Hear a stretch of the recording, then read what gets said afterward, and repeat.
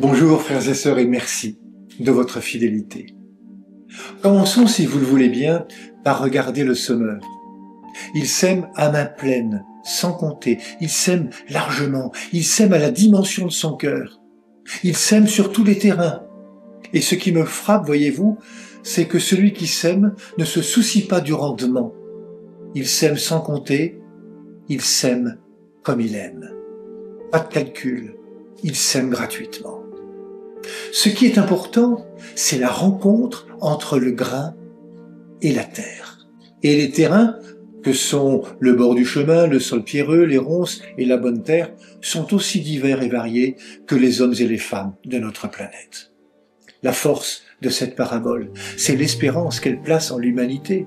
L'humanité perçue comme une terre pour accueillir la vie et la donner, mais en même temps une terre qu'il faut travailler.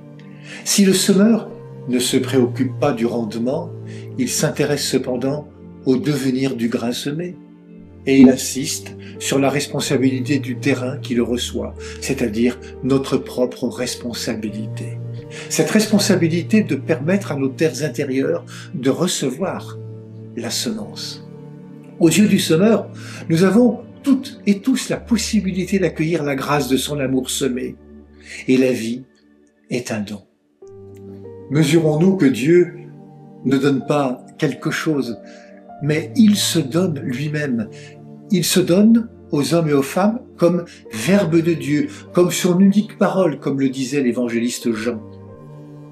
Le semeur est sorti pour semer sa semence. Et sa semence, c'est Jésus le Fils. Dieu ne craint pas les intempéries, les terres arides, les cailloux. Il fait le choix de naître dans nos terres imparfaites et parfois hostiles, par amour.